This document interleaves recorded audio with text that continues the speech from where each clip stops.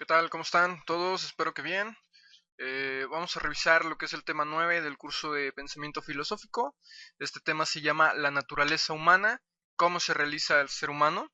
Y vamos a ver durante esta presentación, durante este video, tres aspectos. Que el tema o subtema 9.1 es me comunico con el otro, el lenguaje. 9.2, que va a ser nuestro fuerte a trabajar en esta semana. Vivo, ahí tenemos un pequeño error. Vamos a corregirlo. Ay, ahora sí. Listo, regresamos a nuestra presentación. 9.2, vivo para trabajar o trabajo para vivir. Va a ser todo nuestro fuerte durante la semana. Y el 9.3, que también vamos a dedicar algo de tiempo, el medio ambiente, mi responsabilidad. Vamos a iniciar primero con el 1, como regularmente sucede, y vamos a hablar sobre el lenguaje. ¿Qué es el lenguaje?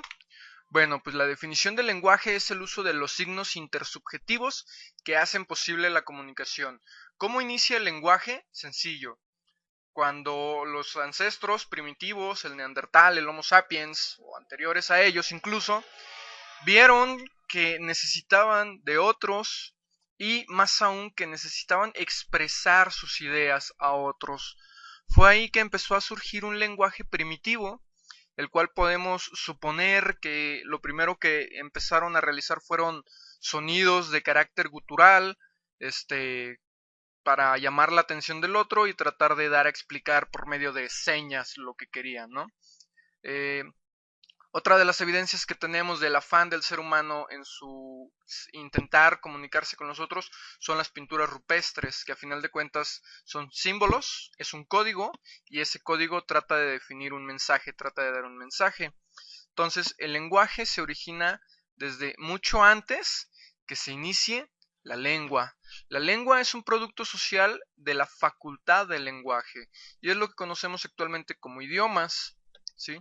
Desde la antigüedad, desde Platón y Aristóteles, se definía la relación del lenguaje entre la palabra y el concepto o la idea, es decir, la representación o concepto mental que designa la relación entre el nombre y el objeto, es decir, esto es un sacapuntas, yo sé que su nombre es sacapuntas, pero yo tengo la idea acá de lo que es el sacapuntas, entonces le voy a dar un nombre. Eso es, ya desde entonces, Aristóteles hacía notar la importancia del lenguaje al darle el nombre a las cosas, ¿sí? Entonces, el lenguaje ha venido evolucionando igual que lo ha hecho el ser humano.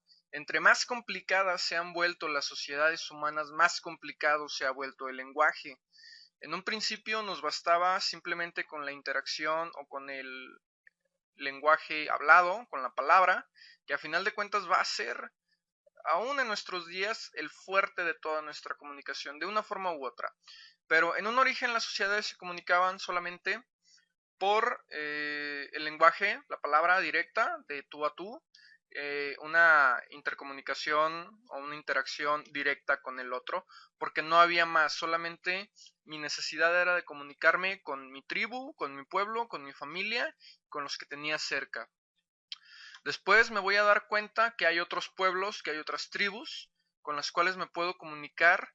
Entonces voy a empezar a diseñar una serie de símbolos, de signos, como pueden ser las señales de humo, como pueden ser los sonidos de algunos instrumentos como las trompetas de caracol o de cuernos, que se van a empezar a utilizar en algunos pueblos, o incluso si yo enciendo una fogata, quiere decir que le estoy avisando algo a alguien, ¿no? También desde ahí empieza, y pues empieza la maldita globalización por medio del lenguaje, ¿no? Ah, bien. Sí, complejidad, disculpen. Complejidad del lenguaje. Conforme van evolucionando las sociedades, va evolucionando el lenguaje, va evolucionando la forma de comunicarnos. Inclusive debemos de crear palabras para cosas que antes no existían, como creamos la palabra Internet, como creamos la palabra Facebook, como creamos la palabra Twitter, ¿sí? Como creamos otras tantas infinidades de palabras, como computadora, como teléfono, como celular, email, ¿no? Correo electrónico, etcétera. Todo esto nos ha llevado a que la comunicación hoy en día sea tan sencilla, de cierta manera, que yo desde aquí en México puedo comunicarme con una persona que está en Afganistán, en Irak, en China, en Japón, en Corea, en Alaska, no importa dónde esté, incluso en el espacio, ¿sí? Nos podemos comunicar no directamente como tal, o al menos aquí entraría la subjetividad de qué tan directo es la comunicación. Es decir, en este video yo estoy hablando, ustedes me están escuchando, yo estoy emitiendo un mensaje por medio de un código que ustedes interpretan, bueno, que ustedes reconocen, interpretan, descifran, asimilan, y el lenguaje, el mensaje, el código se queda, pero a final de cuentas, ¿qué tan directa es? ¿Qué tan directa es la interacción entre ustedes, espectadores, receptores, y yo, emisor, en esta interacción cibernética? No estoy hablando directamente con sus personas, con sus cuerpos, pero estoy hablando directamente con ustedes, con sus conciencias, con su yo conceptual. Entonces, ¿qué tan directa es la comunicación? ¿Real? Es real, claro que es real, pero ¿hasta qué punto? ¿Hasta qué sentido? ¿Sí? También eso es una de las complejidades del lenguaje. ¿Cuántas veces preferimos mandar un mensaje por WhatsApp a una persona que está en el salón de al lado, en vez de esperar a coincidir en un momento y hablar directamente, frente a frente? ¿Cuándo fue la última vez que escribimos un recado, una carta, un aviso, a mano? ¿Cuándo? Entonces, el lenguaje y la comunicación ha venido evolucionando igual que ha venido evolucionando el ser humano. Se ha complejizado, sí, pero yo me preguntaría hasta qué punto todo este avance tecnológico de comunicaciones nos ha enajenado, nos ha ensimismado hacia una interiorización, un individualismo donde existo yo y mi dispositivo y todo el mundo de afuera, pero dentro de mi dispositivo. Yo me desconecto de mi realidad inmediata y toda mi realidad se vuelve mi dispositivo. Llámese tablet, llámese iPad, llámese celular, computadora, laptop, etcétera. Entonces ahí, ese es otro de los grandes retos del lenguaje, el cómo nos comunicamos o por qué medios y qué tanto propicia realmente la comunicación. Porque una cosa es que yo mande un mensaje y otra cosa es un mensaje de texto y otra cosa es que me comunique con una persona. Ahí les dejo la pregunta, ¿me estoy comunicando con una persona directamente o me estoy comunicando con un algo conceptual por medio de un algo que es mi dispositivo? Pregunto. Bien. Tareas importantes de la filosofía en relación al lenguaje: aclarar la relación entre el pensamiento y el habla, cómo nuestras ideas se vuelven palabras. De hecho, ¿por qué pensamos en español? ¿Sí? ¿Qué es lo que aprendemos primero, a pensar o a hablar? Preguntaría. Entonces, antes de que aprendamos a hablar español, ¿qué pensamos? ¿Cómo pensamos? ¿Cómo vienen nuestras ideas? ¿Cómo las interpretamos? ¿Sí? O empezamos a tener ideas una vez que empezamos a conocer palabras. Una vez que tenemos la idea de la palabra agua, entonces conocemos el agua. O vamos descifrando todo nuestro mundo, en qué tipo de lenguaje, hasta que aprendo uno formal. ¿Mm? Buena pregunta. ¿En qué idioma piensan los bebés? ¿O cómo o qué piensan los bebés?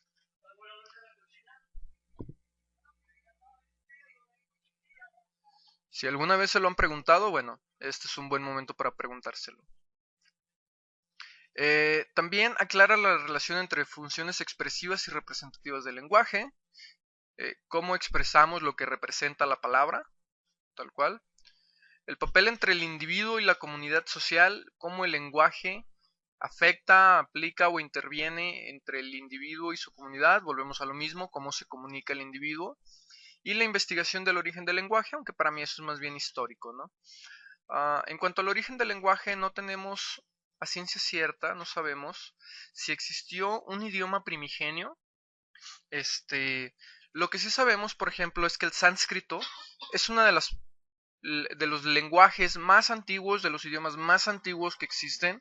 Se desarrolla en el Valle del Indo, y de él van a provenir infinidad de lenguajes de Asia y Europa. Pero también debemos de tener en cuenta que existen 5 sociedades o 5 culturas originarias del mundo. El Valle del Indo, que es donde se desarrolla el sánscrito, Egipto, no, perdón, el Valle del Indo, Mesopotamia, lo que va a ser la cultura mesoamericana, lo que va a ser la cultura de los incas y la otra, se me perdió, recapitulemos, el Valle del Indo, Mesopotamia, si no me equivoco es Egipto, Mesoamérica y los incas. Cada uno con idiomas diferentes, cada uno con idiomas igual de antiguos. Por ejemplo, en el caso de América existe la cultura Natoñagñú, que son de una familia de lenguas otomangues. ¿Sí? Entre ellos se encuentran los otomís, los matlatzincas, los otomís, matlatzincas, y se me olvidaron los demás, disculpen. Pero bueno, estas lenguas, esta familia de lenguas tiene 7000 años en América. ¿Sí? El Valle del Indo tiene alrededor también de 7, 8, 9 mil años. Mesopotamia igual anda por el tiempo.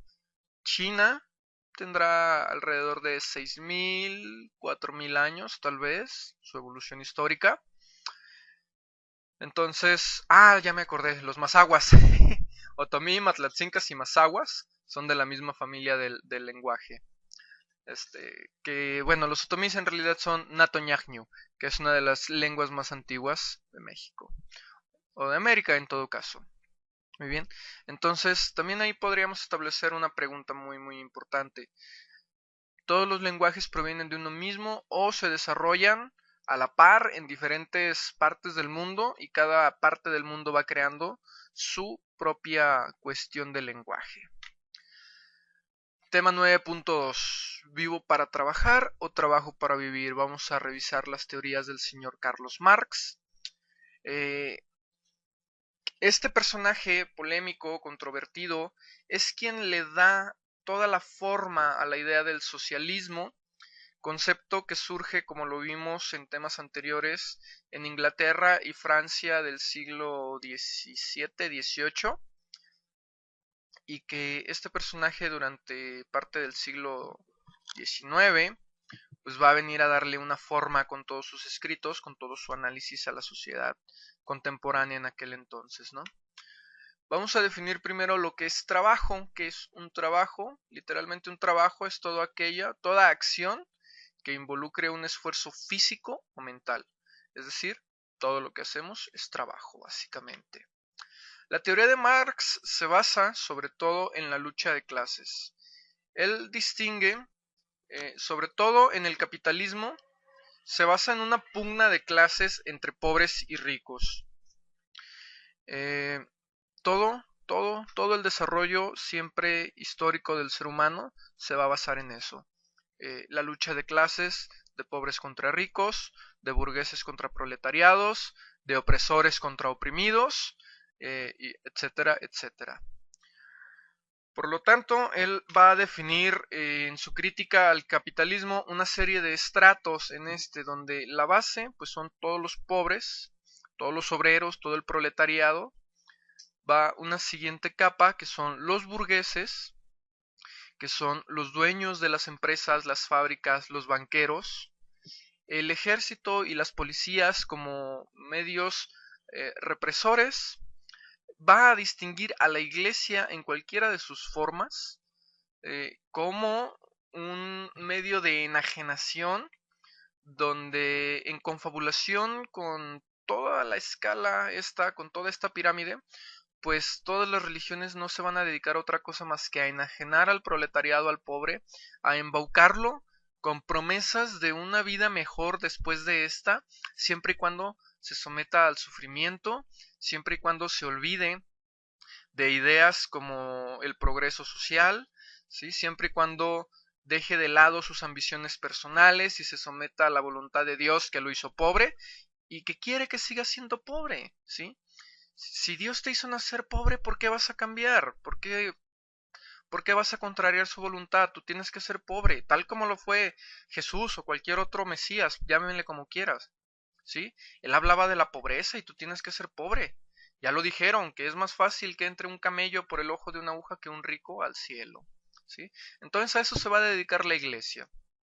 Y al final, arriba, pues está todos los gobernantes, quienes imponen las reglas, y por encima de todo ello, el capital, el dinero, ¿sí? Y bueno, como vemos, pues la base de todo el capitalismo es el proletariado, las mayorías que sostienen a unas pocas minorías, este, que solamente abusan y explotan a el proletariado, ¿sí? Precisamente hablando de la explotación, Marx define un concepto que se llama plusvalía, donde él define que si un trabajador, si un obrero trabaja durante 8 horas, durante las primeras 4 horas él va a generar lo necesario para pagar su sueldo y para pagar los costes fijos, es decir, en una empresa va a haber dos tipos de costes, variables y fijos. Los fijos son las máquinas, cuánto me cuesta al mes que estén trabajando, y siempre va a ser lo mismo porque siempre va a ser la misma máquina, por lo general. Son costes fijos. Materias primas, a menos de que suban o bajen de precio, pero por lo general son fijos. Los costes variables es donde entran, por ejemplo, los sueldos de los trabajadores, pero también es la plusvalía.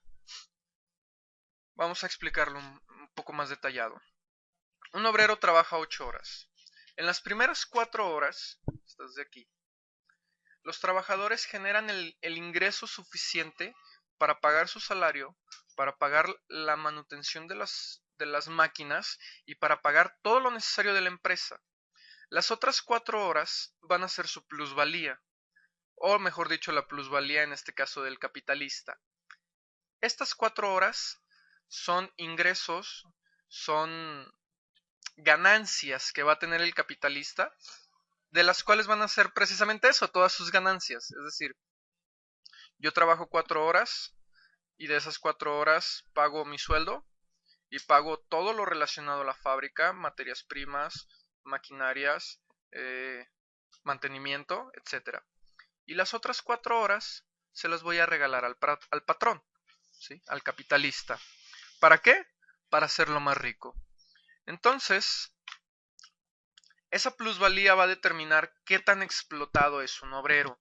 Si, por ejemplo, tenemos todos los ingresos totales de una empresa y lo dividimos o le restamos, mejor dicho, le restamos todos los costes de salarios, todos los costes de materias primas, de mantenimiento, todos los gastos, todos los egresos, se los restamos a esos ingresos. Todo eso que queda es la plusvalía. Todo eso, si lo dividimos entre el sueldo del obrero, vamos a ver qué tan explotado o no es realmente un obrero. Por ejemplo, si una empresa genera 2 millones de pesos, pero de esos 2 millones de pesos, sus ganancias netas son 1 millón de pesos, es decir, 1 millón de pesos al mes, por así decirlo, se van a salarios, se van a mantenimiento, se van a compra de materias primas, a pago de alquiler, renta, impuestos, etcétera. Y el otro 1 millón de pesos, pues queda libre para la empresa en este caso. Vamos a decir que es una empresa privada, es una empresa que no está cotizando en la bolsa de valores, es decir, no es una sociedad anónima, es de un solo dueño, tiene un solo capitalista, entonces todo ese 1 millón de pesos va derechito para él. Supongamos que un obrero de esa fábrica gana 1,500 pesos por quincena, lo que da un total de 3,000 pesos al mes. Dividan 1 millón de pesos entre 3,000 y ese es su nivel de explotación de ese obrero. ¿Les parece justo? No, no lo es. Y es lo mismo que decía Marx, la plusvalía no es algo justo cuando hay un exceso, ¿sí? Obviamente todo trabajador debe generar una plusvalía porque debe de generarla, sí, porque a final de cuentas es la ganancia. Solo que en la teoría de Marx esa plusvalía no va al capitalista, porque no hay una propiedad privada, que es de lo que vamos a hablar a continuación, sino que toda esa plusvalía se reparte equitativamente entre todos los trabajadores de la empresa. El mismo ejemplo, la misma empresa. Esa empresa genera 1.000.000 de pesos de plusvalía al mes. Y supongamos que ese mes se va a hacer un reparto de utilidades. Esa empresa es una empresa cooperativa, es una empresa comunitaria, es una empresa que de orden socialista, donde todos sus dueños son los obreros. Esa empresa, vamos a suponer que tiene 1.000 obreros, ¿sí? Bueno, vamos a exagerar un poquito más. Tiene 10.000 obreros, toda la empresa, ¿no? Tiene 10.000 trabajadores. Entonces, ese 1.000.000 de pesos, que esos 2.000.000 de pesos ya pagaron, no existe el sueldo en la propiedad en las cooperativas, pero sí un adelanto a ganancias o a utilidades. Entonces ya se pagó su adelanto a utilidades del mes, ya se pagó los alquileres, las materias primas, impuestos, ya se pagó todo, queda 1.000.000 de pesos libres. ¿Qué vamos a hacer con ese 1.000.000 de pesos? Pues sencillo, tenemos 10.000 trabajadores, dividan 1.000.000 entre 10.000 y repartan el dinero. A cada uno de los trabajadores les toca una parte equitativa, porque cada uno de los trabajadores hace una parte equitativa en la empresa, porque a final de cuentas es una comunidad y el trabajo es para todos. El trabajo, lo que yo hago, no es solamente para mí, el trabajo que yo hago es para todos y al final todo lo que se reparte, bueno, debería de ser justo, debe de ser justo, es una justa distribución de la riqueza. La propiedad privada, que es un aporte de nuestro amigo Federico Engels, con quien trabajó Marx muy de cerca. La propiedad privada es precisamente eso, es una propiedad a la cual no tenemos acceso el resto más que el dueño o el propietario. En este caso vemos aquí una imagen, una caricatura de un capitalista que es dueño de la fábrica y simbólicamente es dueño de todos los obreros de esa fábrica. ¿Por qué? Y en cierta forma el capitalismo lo maneja algo similar. ¿Por qué? Porque el trabajador no es otra cosa más que una mercancía más de la empresa. Yo le voy a comprar al obrero su fuerza de trabajo, porque es lo único que tiene para ofrecer, ¿sí? Entonces, él genera trabajo y yo voy a comprar ese trabajo, pero como es mi empresa, yo establezco los sueldos, yo sabré cuánto le pago. Si lo quiere, bueno, si no lo quiere, ni modo. Habrá más obreros que sí lo necesiten. Y entre más necesitado está el obrero, pues se va a dar un grado de explotación mayor. ¿Por qué? Porque se ven obligados a aceptar el trabajo para sostener una calidad de vida ni siquiera digna, ¿no? Sino la necesaria como para subsistir. Entonces de ahí proviene la pregunta, ¿vivo para trabajar o trabajo para vivir? Es decir, si nos apegáramos un poquito a las ideas de Marx, los trabajos en México no deberían de ser de 8 horas, sino que la jornada laboral debería de ser 6. 4 horas para generar todo lo necesario de la empresa y 2 más de plusvalía. De plusvalía que yo sé que al final me va a venir a retribuir a mí nuevamente. Entonces, si yo trabajo nada más 6 horas en el día, pues ¿qué te va a dar? Porque me quedan más horas con suficientes ganancias o suficientes ingresos económicos para ir al parque, para pasarlo con mi familia, para estudiar, para leer, para ir al teatro, para ir a un concierto, etcétera, etcétera, etcétera. Que a final de cuentas es la vida que se dan los grandes capitalistas en su mayoría, que, que ya ni siquiera tienen que trabajar directamente, sino que compran el trabajo de otros para que lo hagan por él. Es decir, yo voy a comprar la fuerza de trabajo de un gerente para que administre mi empresa o para que la mueva, para que la ponga a trabajar. Yo voy a comprar la fuerza de trabajo de un administrador de empresas para que administre mi empresa. Voy a comprar la fuerza de trabajo de un contador para que lleve mis cuentas de ingresos, egresos, impuestos, etcétera. Voy a comprar la fuerza de trabajo necesaria para yo no tener que trabajar, pero sí percibir ingresos. Que a todo dar, ¿no? Todos quisiéramos estar en ese puesto. Lamentablemente no se puede y no se debe. ¿Por qué? Porque eso provoca una acaparación de la riqueza.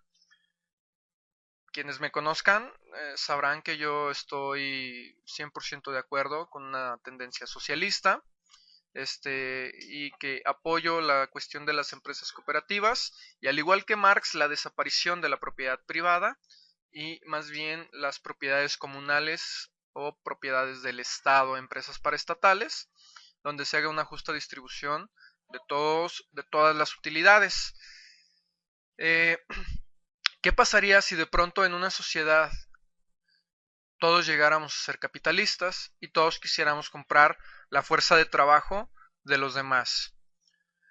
Pues simplemente no podríamos porque el resto de los capitalistas van a decir, ese no es mi trabajo. Mi trabajo es solamente ganar dinero, entonces yo no voy a trabajar. Entonces caemos en la idea de que el capitalista va a ver como normal la idea de que siempre tiene que haber alguien explotado, alguien que genere el dinero fuera de él, no él, alguien que genere todo el dinero para su vida, para su subsistencia, solamente porque es dueño de una fábrica y todo lo que en ella hay, ¿no? Mientras que en una empresa cooperativa, en una empresa socialista, pues todos los obreros saben que si no hay un trabajo justo, pues no va a haber una remuneración justa, no va a haber un más allá, ¿no? Entonces, bueno, a grandes rasgos de eso se trata el capitalismo, perdón, pues sí, el capitalismo y el socialismo y la teoría de Marx. Hay un libro de Carlos Marx que se llama precisamente El Capital, donde hace toda esta crítica a la sociedad capitalista y los medios de producción que se generan actualmente. Bueno, actualmente y en su época, ¿no? No hemos cambiado gran cosa. Sí se han hecho avances tecnológicos, etcétera, pero a final de cuentas seguimos en el mismo tenor. La acumulación de riqueza se da en unas pocas personas, mientras que la mayoría en todos los países capitalistas, la mayoría de todo el país, de todas las personas, pues están siendo explotadas por estos grandes empresarios capitalistas que son dueños de prácticamente todo el país y lo que se genera. Actualmente se cree que toda la riqueza del mundo, es decir, el gran capital que se genera actualmente, está en manos de un 10% aproximadamente de la población mundial. Eh, Pregúntense, ¿cuántas personas somos en el mundo? Somos muchos millones. De esos muchos millones, saquen el 10% y todo el dinero está ahí en esas personas. Y no nos vayamos tan lejos. Aquí en México es fácil nombrar algunos. Emilio Azcárraga, Salinas Pliego, uh, Vergara, otro personaje, Carlos Slim, ¿sí? Y bueno, son simplemente 4 personas que son dueños de, podría asegurar yo, la mitad de las grandes empresas que conocemos. ¿Sí? Por ejemplo, Grupo Salinas, que tiene Banco Azteca, que tiene Electra, que tiene Salinas y Rocha, es dueño del Atlas, es dueño del Morelia, es dueño de TV Azteca, del 11 y del 13. ¿Sí? Entonces, ¿cuánto no genera cada una de esas empresas? Y todo va para el propietario de Grupo Salinas, Salinas Pliego, ¿no?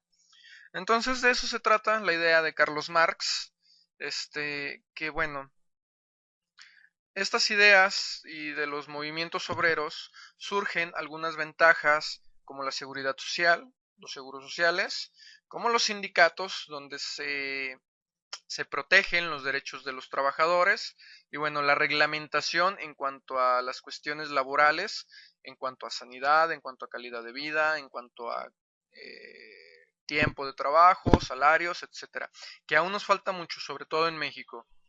En México nos falta mucha regulación, no, no mucha, mejor. Hay que ponderar calidad sobre cantidad. Nos falta una mejor regulación acerca de los salarios mínimos y acerca de estas grandes empresas y la explotación que hacen hacia las personas de clase baja y clase más baja aún. Porque de hecho, una de las tendencias del capitalismo es ensanchar la brecha que existe entre los capitalistas y el proletariado. Es decir, estamos viendo que desaparece algo que se llama clase media. La clase media va desapareciendo no solamente en México, en muchos otros países. Ya no existe una clase media como tal, existe una clase media alta y una clase media baja, ¿sí? Donde ya la clase media alta son más o menos ricos y la clase media baja son más o menos pobres, pero ya no hay un estándar, ya no hay una mitad, ya no hay algo que dice, bueno, yo no soy ni rico ni soy pobre, soy clase media, no, ya no existe. ¿Por qué? Vamos a definir el término de pobreza en palabras de un organismo de aquí de México que olvidé momentáneamente el nombre, pero definen la pobreza como la carencia de alguno de los aspectos más básicos para satisfacer las necesidades humanas, que pueden ser alimento, salud, vestido, calzado, y pues como cultural en el otro sentido o académico. Es decir, una persona que tenga, por ejemplo, que no tenga seguro social y que no pueda pagar un hospital privado, bueno, esa persona se le considera pobre. Una persona y bueno, esto a lo mejor no lo toman ustedes mucho en cuenta, pero una persona que no puede comprar la canasta básica mensual, pues se considera pobre. Y uno dice, bueno, la canasta básica, yo creo que sí todos la podemos comprar. Pues no, una canasta básica, por si no lo saben, actualmente ronda alrededor de los 6,000 pesos, 7,000 pesos al mes. Por lo tanto, un obrero, para poder disfrutar de una vida más o menos desahogada y realmente que se pudiera considerar clase media, debería de ganar 8,000 pesos al mes. Y créanme que no mucha gente los gana en realidad.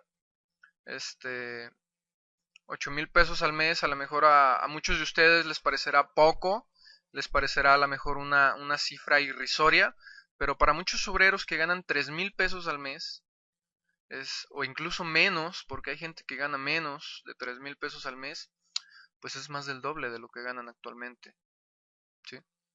Es alrededor del 150%. Entonces, hay una brecha muy grande entre la clase alta y la clase baja. ¿Sale? Y bueno, ya el último tema, ya para cerrar este video, aunque creo que esta vez se extendió un poquito, pero es importante revisar estos temas.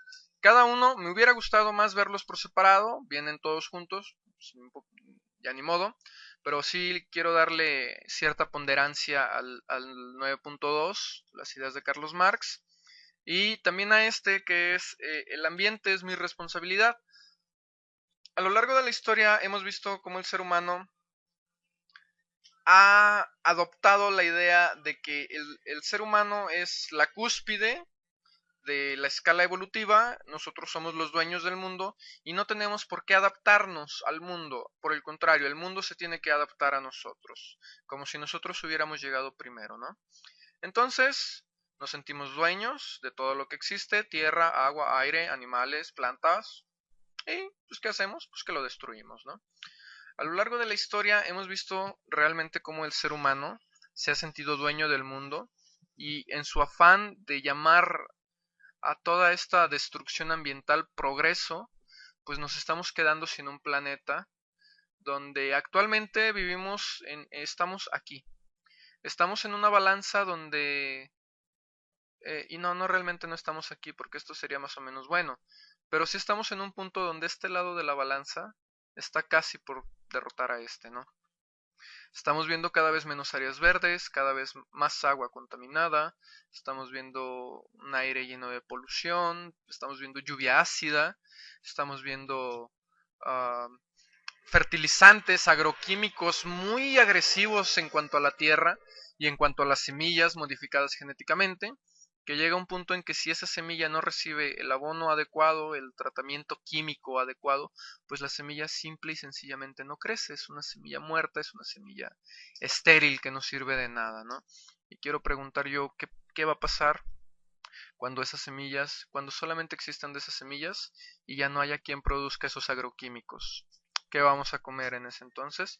Y peor aún, ¿qué estamos comiendo en este momento, no?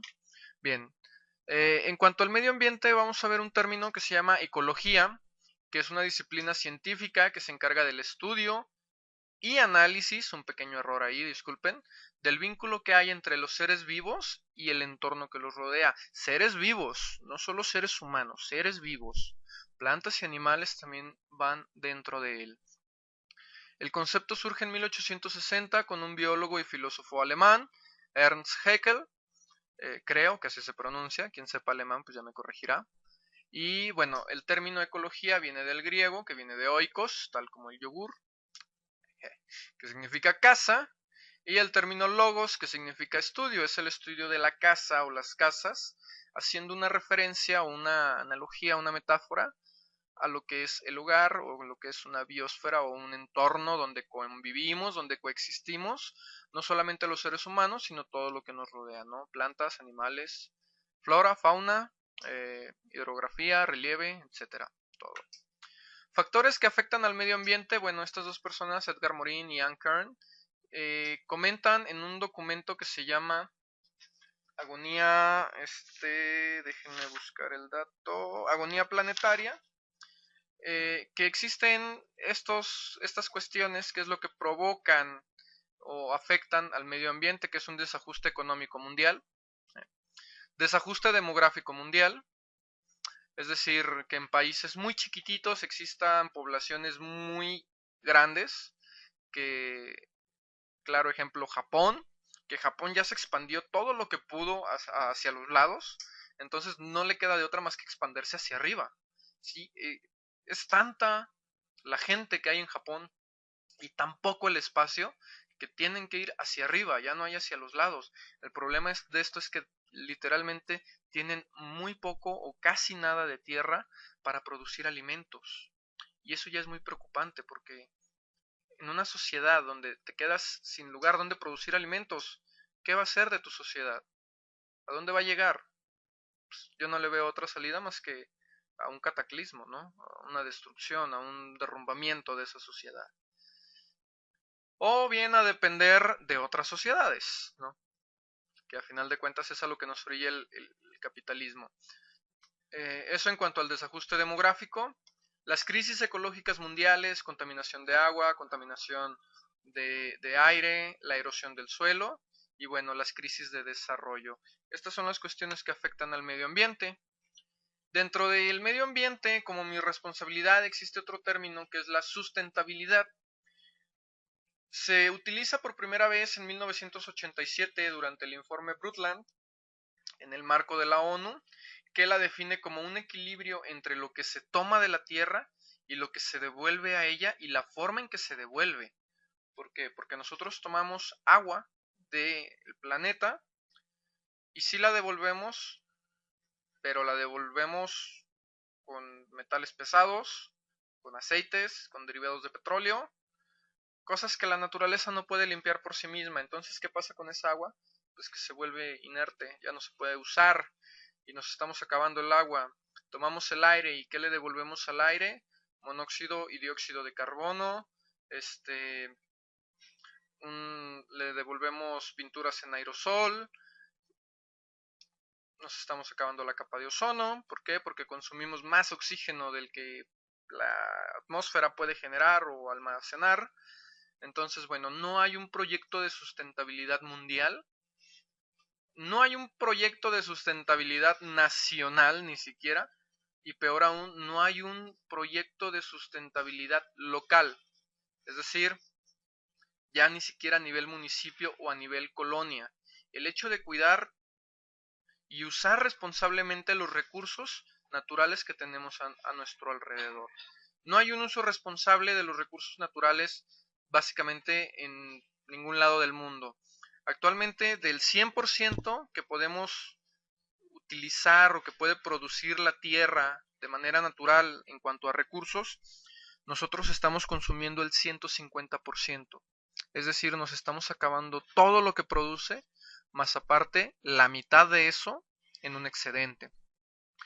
Entonces, bueno, imagínense qué tantas reservas puede llegar a tener la Tierra, nuestro planeta, para seguir con este paso con esta absurda idea de nosotros que creemos que es un desarrollo, ¿no? Con esto llegamos al final del tema. Sé que esta vez fue un poco más largo. De hecho, me hubiera gustado abundar un poco más en lo del medio ambiente, pero bueno, ya lo haremos durante la clase, ¿sí? Recuerden, si se les llegó a pasar, que hay que hacer un reporte, hay que tomar notas del video.